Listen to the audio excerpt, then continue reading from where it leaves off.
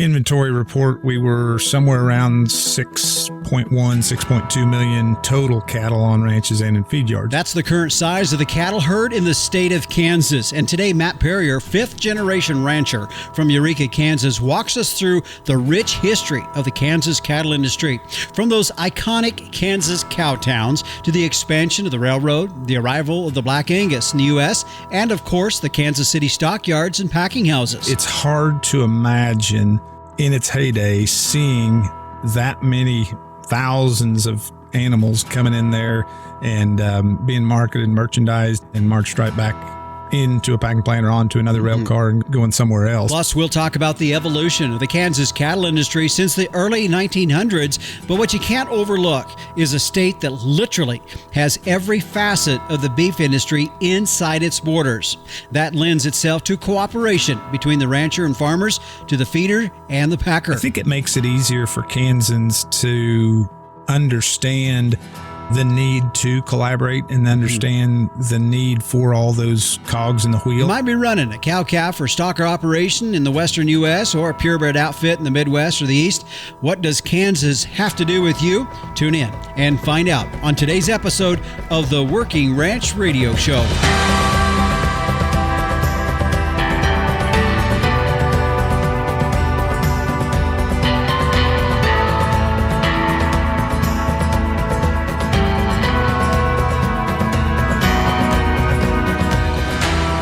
And this is the Working Ranch Radio Show. I'm Justin Mills. As you heard there in the opening, we are talking about the state of Kansas today. More specifically, the ranching, the beef industry, the ag industry within that state that makes up what it is, what we see here today. And not only its history that we're going to be talking about, but also how that history has evolved into what we see here today and its impact to all of us here in the ranching industry. Whether you're in the state of Kansas or not, they play a part of our industry, and we're going to learn about that here today.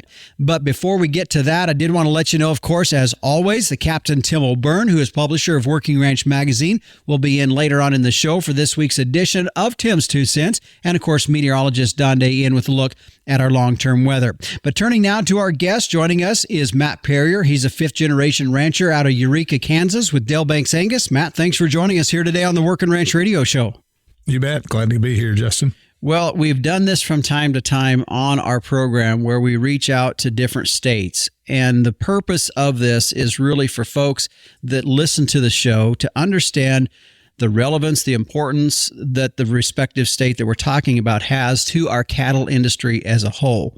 And so when we look at what we're at today, the state of Kansas, and as you and I were talking before we went on air, I really think people need to understand there is a lot of our cattle industry's history and even present day industry that centers around the state of Kansas. Yeah, it really does. I mean, we are the center of the contiguous 48 states, and honestly, we're kind of the center of that those cattle drives coming north as well. We just don't do as well at telling the old stories as my fellow Texans did of the history of the first cattle in the United States. Yeah, nothing against the state of Texas. They were important, but everybody kind of thinks it all centered down there. Well, that's where the cattle came from, but it all ended up in Kansas. They started there and headed them north toward Kansas, yes. Yeah, when you look back on it, there's so many of the old TV shows. You know, you can go back to Dodge City, Kansas, and those cow towns, and that was a big part of that. And kind of walk us through, that element and how that evolved into Kansas really being that core of our industry back in the 1800s. Yeah, I mean, between that stage, the heyday of those cattle drives, 1867 to 1876 or so was the decade.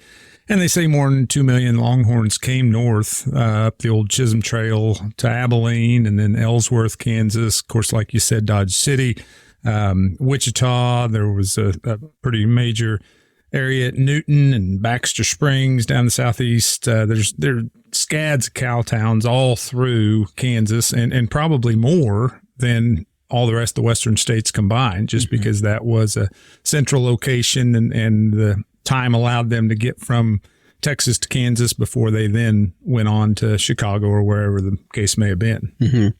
I thought it was interesting as I was doing a little research on this. The railroad was both initially what brought those cow towns to life, but as the expansion of the railroad continued, it also then is what probably eliminated those cow towns, wouldn't you say? Yeah, it was. I mean, it was almost their demise. I've got a friend in Ellsworth who's a good old cowboy and has studied some history. And of course, Ellsworth was a cattle town, but every time any industry discussion comes up that we say, it's this segment's fault or it's that guy's fault. And he said, it all started when the railroads came in. Yeah. And he says it tongue in cheek. But yeah, I mean, there were a lot of things that changed once those railroads, especially once they got lines laid to other areas besides just Kansas. But yeah, there were shipping points at little towns, Bazaar, Kansas, Cassidy, and they handled as many cattle getting on the Santa Fe line as about any place around. Mm-hmm. I think one of the things too that we see with that, especially where you're located in the southern Flint Hills of Kansas, there at Eureka, and that was just the grazing, the type of grass that was available physically. There was a lot of draw to that. I mean, not only to get up to the railroads, but there was a lot of grass that was very valuable. That also was, those tall grass prairies that we started to see really was an evolution to this as well. Yeah, and it was kind of the perfect time for those cattle. Even today, we are truly about a 3 to 4 month grazing land here in the Flint Hills, and that's why we have so many yearling type cattle that come in here in the mid to later part of April. And most of them today would just spend 90 days or so before they get back on trucks late July and go to the feed yard. But it's as good as it gets during that time period. Yeah. And it's as bad as it gets from a nutritive value standpoint outside of when our grass is green. It's pretty rough. I mean, unlike short grass country that will cure out in the fall and you can get a little bit of protein and some TDN, that grass is hard to keep much alive without supplementing quite a bit of protein and other things. But yeah, during that summertime when they were driving those herds up here, let them over summer and then ship them out in the fall, it was perfect. Mm-hmm. So as we move through that era, that time frame of about 1856 through 1896, when we saw the historic cattle drives in that era really being the crux of the cattle industry, and it was really nationwide centered around the state of Kansas itself, as we talked about a bit ago, the railroad was a part of that. But that railroad went east, and that was a big part of that because what also was established in there was the Kansas City stockyards, and that in itself was a pretty key thing as part of this industry as well. Yeah, it was huge, and I, of course, was born too late to be able to see the stockyards in action, but have heard my dad and especially grandfather talk about going up there to Kansas City to watch cattle sell. And of course, a lot of times they'd even actually get to ride the train car with those cattle after they got them loaded from Eureka area on up to Kansas City and see the commission men sell those and then go on to usually go on to Chicago and points east, as you said. But yeah, it was a huge opportunity because of our central location, and honestly, kind of bridging the gap from the early 1900s to today. It's kind of remained that because of its proximity to a lot of different areas, whether it be metropolitan centers and where our beef is consumed, but also feed resources and things like that. We've built feed yard industry and processing plants and everything else that continue to make Kansas kind of a hub for the beef industry. Mm-hmm. So when we look at that time frame of when we saw the stockyards start to go, let's call that from about 1870 on. But when we start getting into that point and a little bit later, we start to see the industry evolve just a little bit. And I thought it was interesting too, because you yourself, your own family history was part of that in the late 1800s to early 1900s. As we know, and you're very well aware of this, and as a Angus operation yourself, the Angus cattle were imported from Scotland into Kansas in 1873. And that's where we started to see those English-bred cattle showing up. And the state of Kansas was kind of the home to some of these English cattle that were showing up. Yeah, without a doubt. I mean, prior to that, it was largely Longhorns and, some more what we would kind of term native types of breeds of cattle. And my ancestors settled this place in 1867. Another family in 1869, and the daughter and son married shortly after that in 1903, and they bought their first Angus cows in 1904. And as you said, Mr. Grant brought those from Scotland to the little town of Victoria, way out in western Kansas. If anybody's driven down I-70, pretty small town, but that's where he chose to bring the first Angus bulls in 1873. From there, and it was a fairly slow burn, but from there, whether it be Angus or Hereford or Shorthorn, a lot of those English breeds caught on. Honestly, the Hereford breed grew quicker in terms of population and use here in Kansas than the Angus, and probably we were a distant third behind Shorthorns and Hereford up to a certain point. My dad tells the story of hearing from his grandfather that people from Eureka and from all the counties around would come out and drive past my great-grandfather's place after he'd bought these first Angus cows because they'd never seen an animal without horns, a beef animal. Yeah. And they'd never seen one with black hair. And so these novel polled black cattle, people would take a Sunday drive out into rural Greenwood County to see these beasts that they'd never seen that weren't red and white with horns.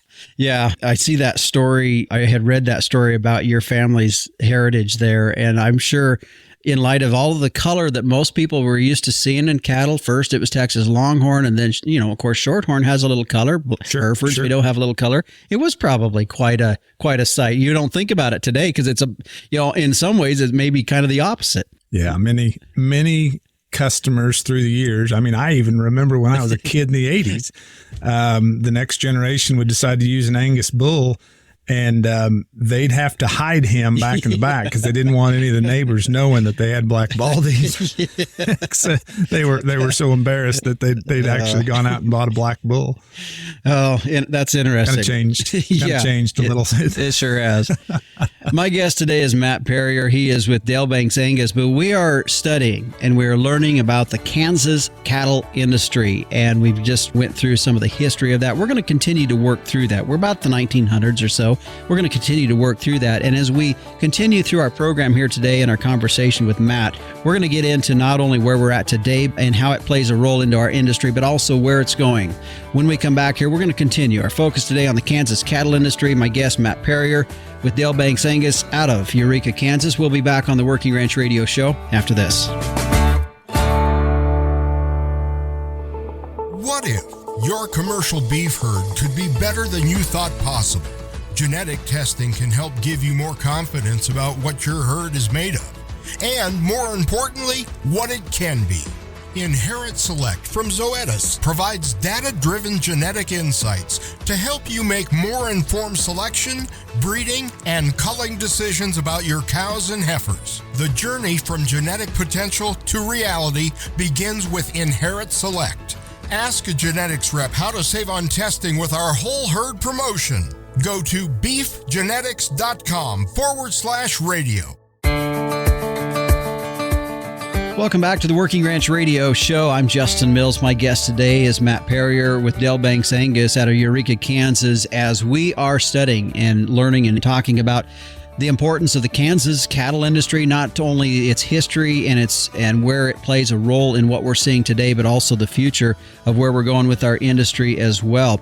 As I said, Matt Perrier is my guest. His family's heritage goes back to the 1860s and even into 1904, as we heard in the last segment, when their family purchased their first Angus cattle. And Matt, as we go through this today, as we were talking a little bit off air, you said, well, I don't know how much you want me to talk about our family's heritage. Please feel free, as we're talking through, moving through these 1920s and into the 50s and so forth, as we talk about that next segment of the industry, to insert your family's heritage in this, because I know it followed very closely to what we saw in the state of Kansas and how that evolved as well.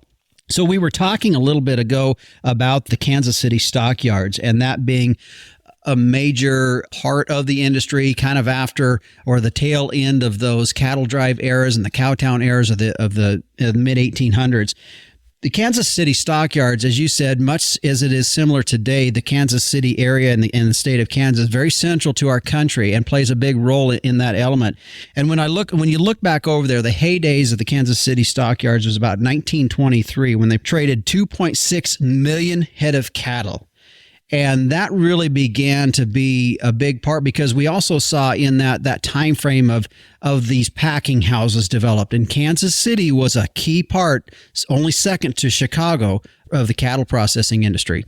Yeah, it was a huge part. And that was very forward thinking at the time of trying to put all those cattle, all those pens, all those catwalks and opportunities to merchandise and market those animals right next to the packing plants and, refrigerated rail cars, and so many things happened very, very quickly after that out of a necessity, really, because as Americans developed a taste for high quality beef, that demand spurred on more and more and more need for that supply, and much like today. But it was, again, I never got to see the Kansas City stockyards in action. Luckily, I got to see some of the remnants before it all turned into the West Bottoms and some of these areas of Kansas City today.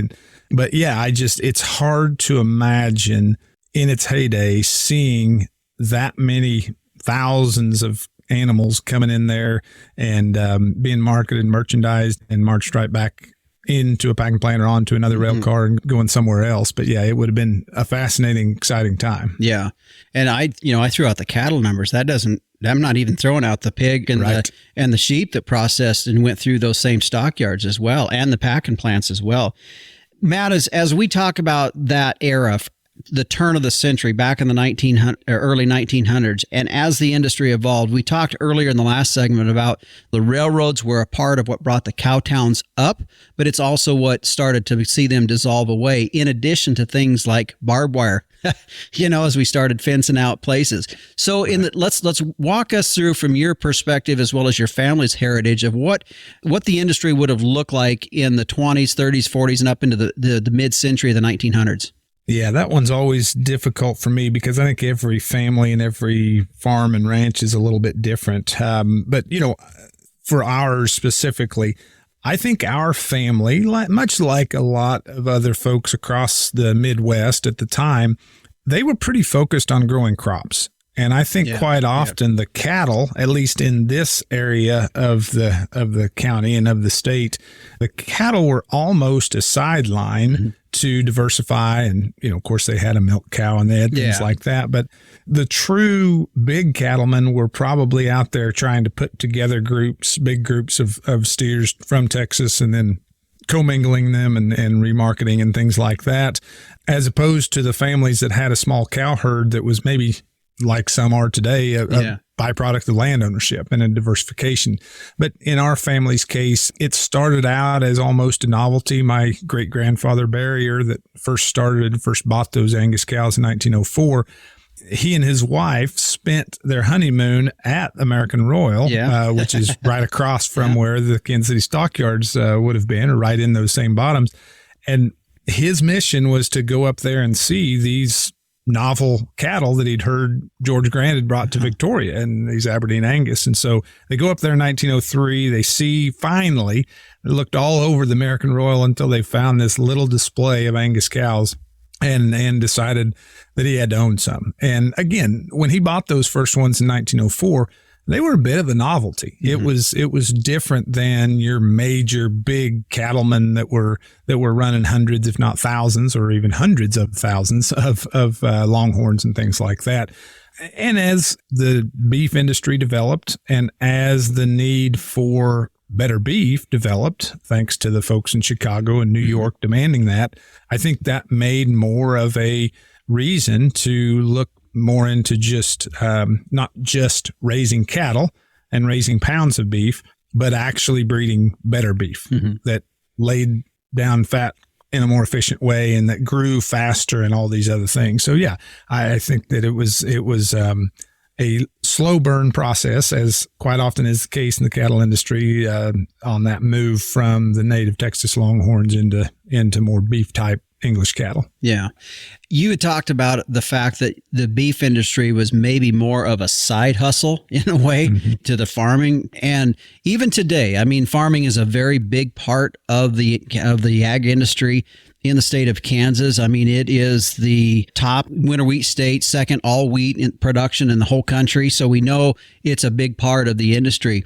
Where did we start to see maybe some of that? Because nowadays in our industry, we hear things like, well, you know, we got wheatgrass cattle. Well, that's a terminology that sprouted out of your part of the country of Kansas there in Oklahoma. Yeah, you know, I think that when we have cattle, we have options. And that's the neat thing about running ruminant cattle, that can graze just about anything that we put in front of them and still convert it into high quality protein. And whether that is wheat pasture, like you talked about in south central Kansas and north central Oklahoma, or whether it's Flint Hills grass. And every year is going to be a little different thanks to moisture and drought and weather conditions and even markets telling us whether we need to pull those cattle forward or let them stay out on pasture a little longer. I mean, there's a lot of diversity within the management of these operations. And I think that that's historic. I mean, you go back to that time period you're talking in the early 1900s, we were somewhere between 10 and maybe as many as 40 years after the Homestead Act. And so ingrained into most of these people's mind was that if you want to own land on the frontier throughout the Midwest and the West, you have to prove that up. You have to show that you can you can make that an economically viable business. And in Uncle Sam's eyes during the Homestead Act days, that means you have to grow something from the ground other than grass, which in this immediate area was very unfortunate that they tried to till up this native grass, because even to this day, the true native grasslands that they couldn't plow up because there were so many rocks and not enough water, et cetera, are way better grass country than those that they tore up in the late 1800s, early 1900s, and have now been planted back to grass. They've never been as productive. And so, man probably screwed up a pretty good ecosystem here through the Flint Hills. But yeah, cattle were not their primary source of income. It was crops. Okay, let's take a break right here, Matt. And when we come back, we're not necessarily present day, but we're not far off in terms of where we're at in the industry. And I think in this next segment, let's get into then where we're at today with our industry, because I also want to make sure we leave time at the end to talk about where it could be going, because I think we need to talk a little bit more futuristic in terms of where the Kansas cattle industry is at and in terms of how it relates to our entire industry as a whole. So that's kind of the steps we'll take here, folks. This is the Working Ranch Radio Show. My guest today is Matt Perrier. We are talking about the Kansas cattle industry and its impact to our industry as a whole. And I think in today's day and age, you can say probably global industry to some extent as well. We'll be back after this. Capitalize on crossbreeding with Geld V and Balancer bulls. Raise replacement females with added fertility, increased longevity, and greater productivity. Geld V and Balancer influenced females wean more pounds of calf per cow exposed. In the feed yard, Balancer influenced cattle offer increased performance, improved feed efficiency, and had excellent carcass merit. Balancers add the pounds, make the grade, and deliver the value. Make your crossbreeding count with Geld V and Balancer genetics. Welcome back to the Working Ranch Radio Show. My guest today is Matt Perrier. He's with Dale Banks Angus. They're out of Eureka, Kansas, and we've been able to tie in a little here about his family history a bit as we've talked about the Kansas cattle industry evolving, starting back in the 1800s, around the end of the Civil War time and on through, and we've talked through that time frame. And Matt, as we get into more our current, present day Kansas agriculture, the demographics and what that looks like. We kind of talked a little bit about it in the last segment. We do know there's a lot of farming agriculture mixed in with cattle industry in that. So let's talk about what we see in regarding the scope and size of the Kansas cattle industry and its impact or its implications to our U.S. size and scope of our cattle industry. Well, Kansas is obviously a leader. I think we bounce around between second and third nationally on total cattle numbers. Today, I think, or the last January 1 inventory report, we were somewhere around 6.1, 6.2 million total cattle on ranches and in feed yards. But the feed yard industry is a huge part of it. Most of those feed yards are in the central and western part of the state. Most of the cows would be from the central to the eastern part. And so for those that aren't familiar with our geography and demographics, the arid, drier, lower rainfall part of the state would be in the western third, and they would also have the Ogallala Aquifer and some wells and things that they can pull from, irrigation that they can grow wheat and some corn and things like that. The eastern side of the state, there's not much, if any, groundwater. It's all surface water, but that's quite often where the cows are, and especially like we talked about through the Flint Hills and areas like that is where we would graze a lot of stocker cattle and yearling cattle. We'd also have, several of the larger packing plants. 3 of the 4 would have at least a processing facility in Kansas. And so that would be a huge part of our business as well. And so I think there's a reason, as you look back in the recent history of a lot of these models that would put several segments of the beef industry together, whether it be in ownership or just for vertical coordination. A lot of them have started in Kansas because you've got the genetics providers, you've got the commercial cow-calf providers, you've got the graze and wheat folks and the grass guys, and then you've got a very, very thriving feed yard and processing industry as well. And so we all go to the same meetings. We're all in each other's backyards, and it just makes sense that we can kind of collaborate a lot in those regards as well. Yeah. You talked a little bit about more arid in the west and more not as much in the east. Just from a precipitation standpoint, I thought this was interesting. I was doing that, and the average precipitation in the state of Kansas is 27 inches, which for a lot of us I'm at a 15 inch, so I look at that and I'm like, man, that's great.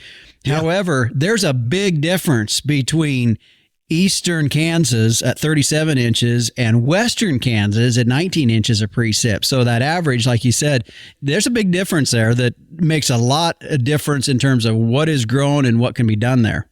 Yeah, no doubt about it. When I went to college at Kansas State, which is in Manhattan, which I would call in the north central, but it's probably kind of east of north central part of the state, I would get up there and think, man, this weather in middle August is really nice. The humidity is a little bit drier and the air is a little bit clearer. And the guys had come from western Kansas, and I mean, just sweat their tails off. They thought it was absolutely a swamp. So that's how much diversity we have from east to west, both in rainfall, but also in production types. I mean, it's a totally different mindset, totally different management culture.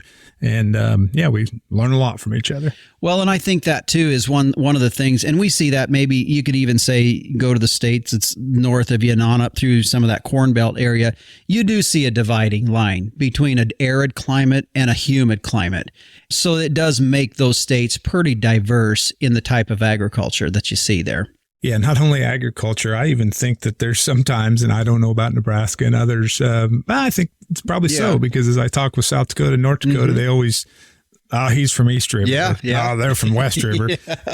We have, if you go north to south, and here it's Highway 81 that goes right north and south through Wichita, which is far east of central Kansas, but a lot of the eastern Kansas folks decide that anything west of Wichita is western Kansas.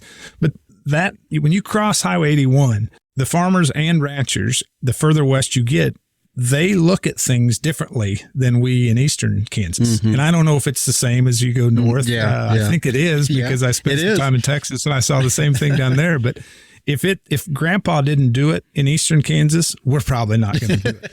And in western Kansas, if you can put a pencil to it and figure it might make a little profit, by gosh, we'll change. We're going to give her a try. Yeah, so it's always interesting to see. I don't know if maybe we just the last few years we haven't, but maybe we get enough rain that we wash all of our risk tolerance away. Yeah, there you go. So what else? I mean, when we look at the state of Kansas, we're talking primarily to the cattle industry, and we know that it's important. I mean, I'm a cow-calf range guy here in northeastern Wyoming, and when I'm selling 4.5 weight to 5 weight calves in the fall, I'm kind of relying on those wheat fields in your part of the country to be up and going. And when you guys are droughted out, it kind of affects a lot of us. But beyond that, I mean, just agriculture in general, it accounts for $81 billion in the state of Kansas. It's the largest economic driver. And it really is. It's not only the cattle, but it's farming, dairy starting to grow in there as well. Yeah, it is, and we do have a pretty diverse makeup of those dollars, and they fluctuate from year to year and even season to season. But yeah, it's a huge part, and I think anybody that's probably listening to this in your listenership, it's not surprising, but Kansas is one of these states that has way more cattle than people. We've got less than 3 million people, and we've got more than 6 million cattle. And so 2-to-1 ratio of cattle to people, it's a huge driving force in our economy. And even so, as we talk with folks, whether it's Kansas City and Wichita, which are the two bigger metropolitan areas in our state, but even Eureka, Kansas, 2,300 people, there's still a disconnect, maybe not as great of one that consumers in New York City would have with production agriculture, but you'd think everybody in Kansas gets it, that that much of an economic driver is important enough that we need to make sure that we take care of the beef industry. But that's not the way. You get to Topeka and any of these capital cities, but no. So we have a great story to tell. I think that we just need to continue to tell it. Matt, is there something that we haven't talked about that people wouldn't know about Kansas, the cattle industry? I mean, we've sure talked about a lot of things, but I want to make sure, because I think every state has maybe some little gems of things that they are part of the industry that maybe other people don't really realize. And maybe we've talked about a little bit, but we didn't expand on it enough. Is there anything like that we haven't hit? I think probably one of the most valuable things, we touched on it before, is simply the fact that we represent all of those production segments and within, sometimes a few dozen miles, if not a few hundred miles. And I think that enables us, when we can see both that operation in a different segment and the people that are doing that and either buying those cattle or feeding those cattle or processing those cattle or whatever the case may be, I think it makes it easier for Kansans to understand the need to collaborate and understand the need for all those cogs in the wheel. Now, we don't get to see the white tablecloth restaurants maybe in New York City or Chicago or wherever the case may be very often, but I think all other segments, we get to see those in action, and we understand, just like you said, how much we need that wheat farmer in South Central Kansas to get enough rain that there is a demand for those lightweight cattle.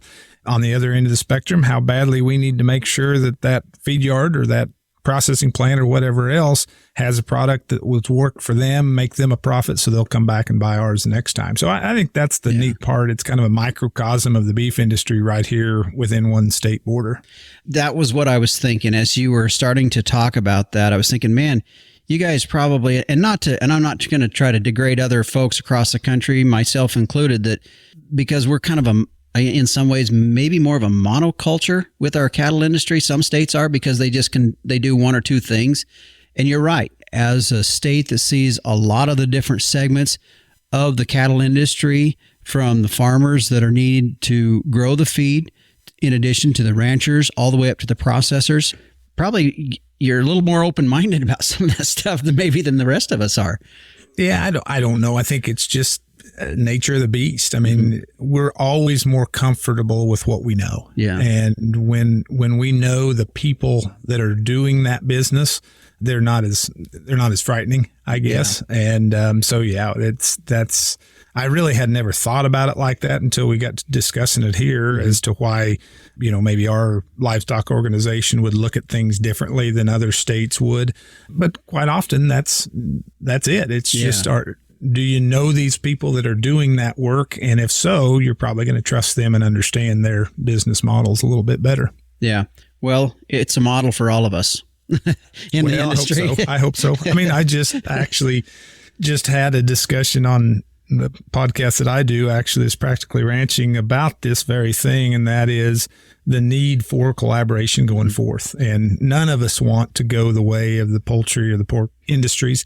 But I had said this has been a year and a half ago. I had Joe Goggins on, and I said, as independent as we are as cow-calf producers, all segments really in the beef industry, I think the only ticket that we're going to have to that independence is to figure out how to collaborate with other segments, not sell out, not necessarily give all the control to the packer or whatever else that might be a unintended consequence, but at least figure out what do we need to do to make sure that both you and I can be in business going forth. Mm-hmm. You bet.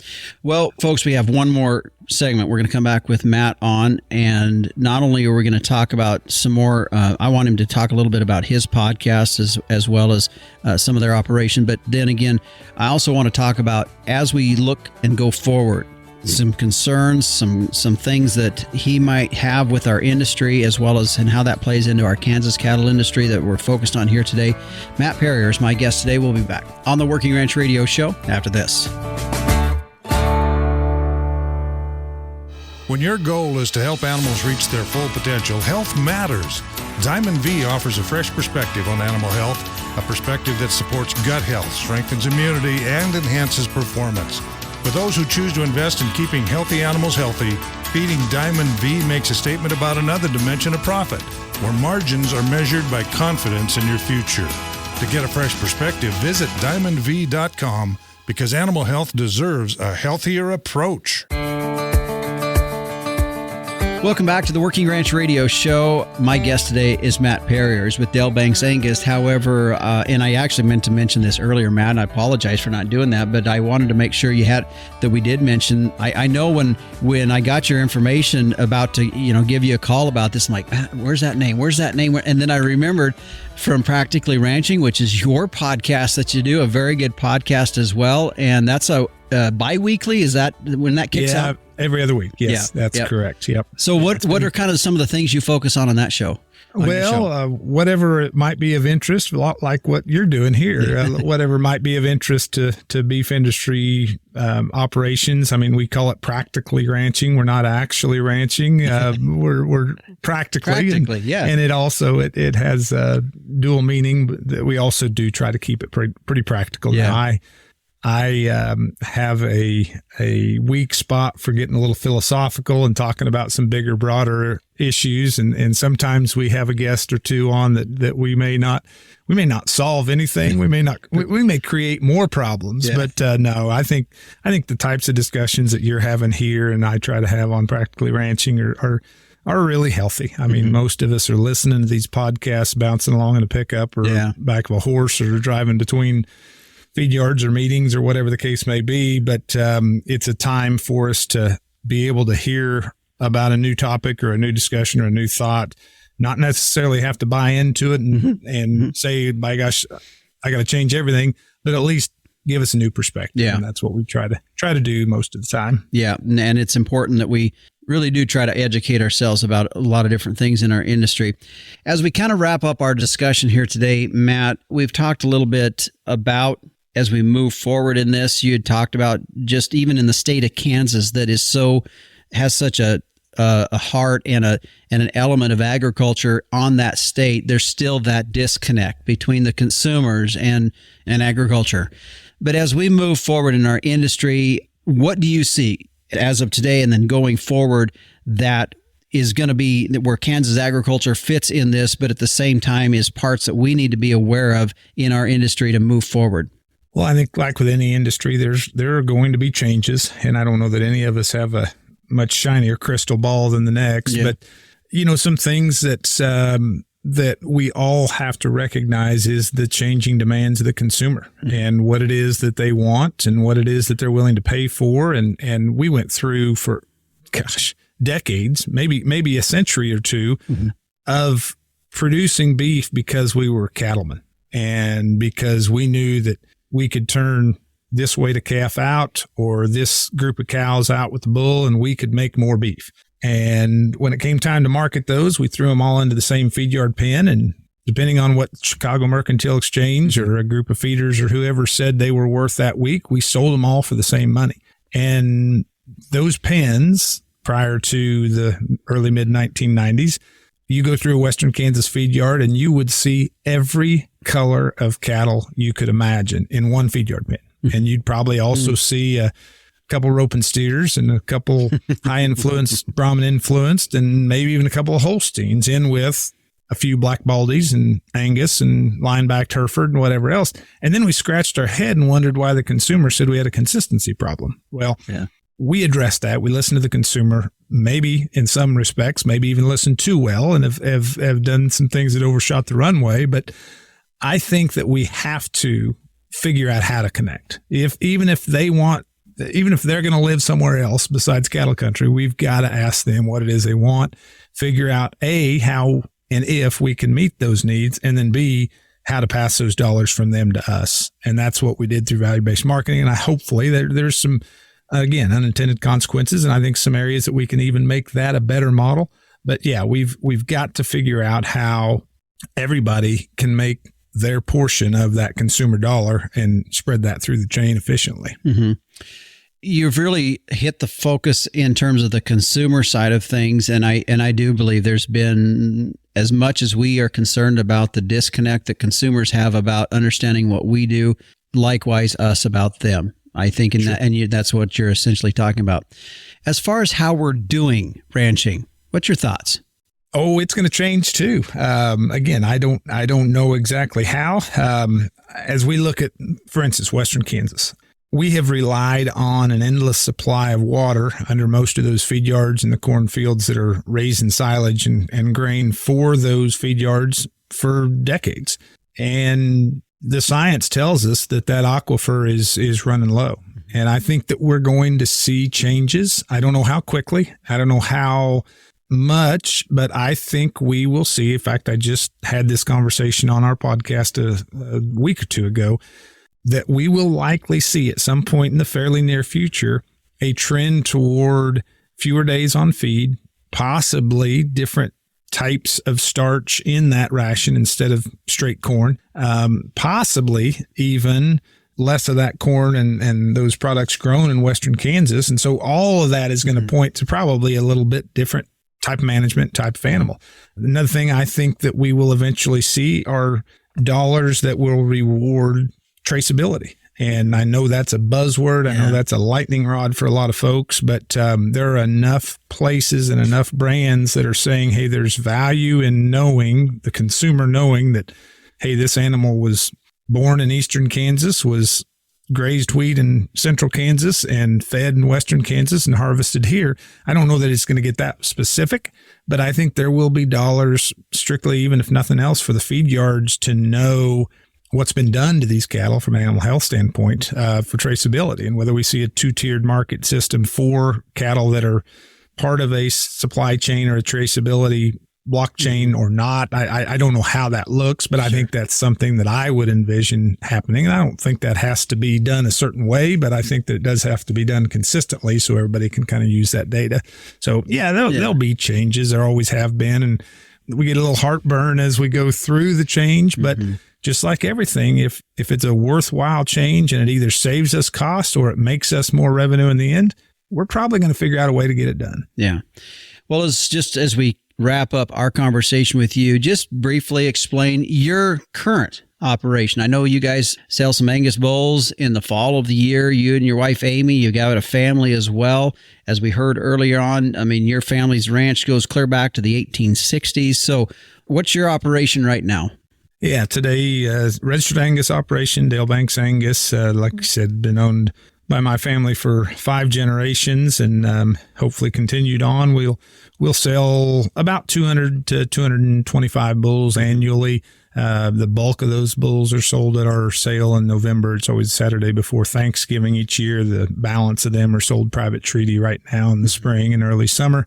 I think it would be pretty typical registered Angus outfit, mainly focused on making bulls for commercial cow-calf producers in the region, and focused on balance of traits. As I said, here in Kansas, we kind of have to, because you've got all segments. You've got people that are marketing to the highest of the high-end value-based marketing. You've got others that are selling in a more traditional way and keeping replacement heifers and are priding themselves on a good, fertile foundation female that they're raising. And so as a mirror of that, we try to represent that in our genetic selection and management as well. So like I said, very, very focused on the commercial beef industry, as you can tell with nearly every decision we make, and try to make genetics and bulls that'll go out and do the same. You bet.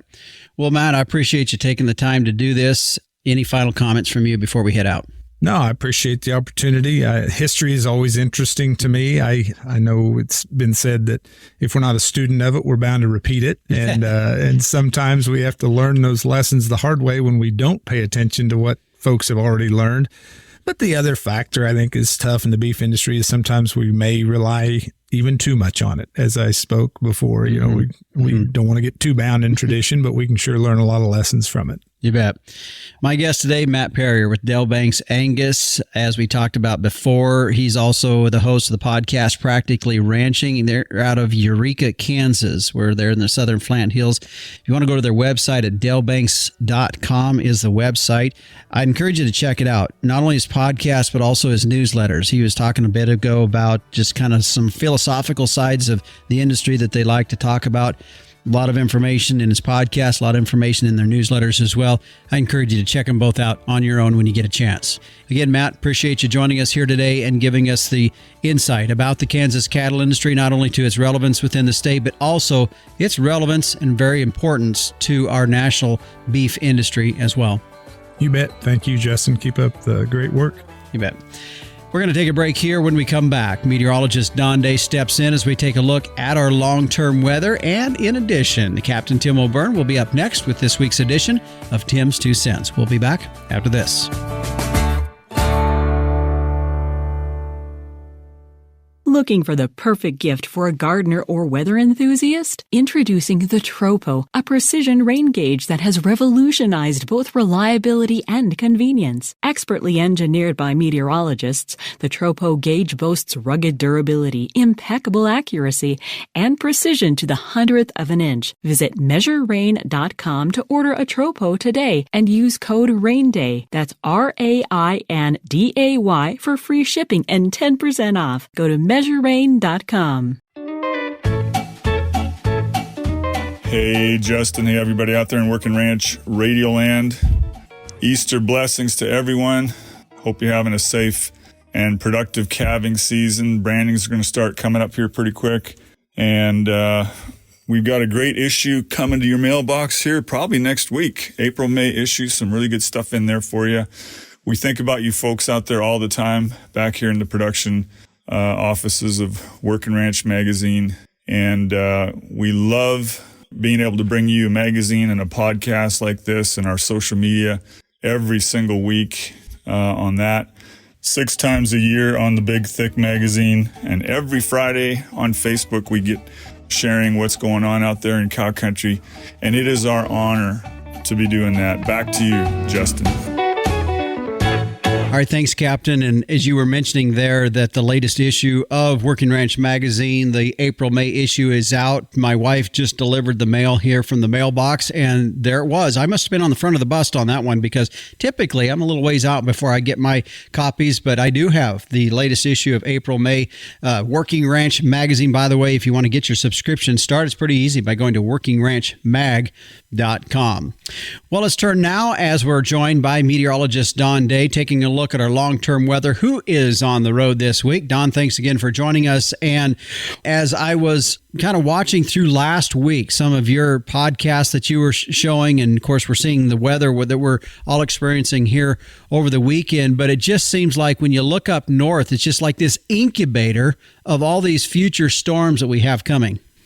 Yeah, the North Pacific is the incubator. We're seeing them come off the Korean Peninsula, go across the North Pacific. They take a trip around the Aleutians, and then they're taking a trip southeast from there into the western United States. And that's what we saw last week with that storm that hit the northern plains. I'm driving through central Nebraska, and still lots of very large snow drifts still in place from that storm. And we're going to see wet weather across the west and some of the central and northern areas as we go on into the next few days ahead. And as you said, there's an incubator. So there are more systems coming in behind it as we get the month of April started. Well, and just like most spring storms, what I notice is that it blows in and it's kind of rough for about 18 hours or so, and then it just blows on out. And that's the one aspect of all this, too. They're moving relatively fast. They are. And that's somewhat typical of a spring storm.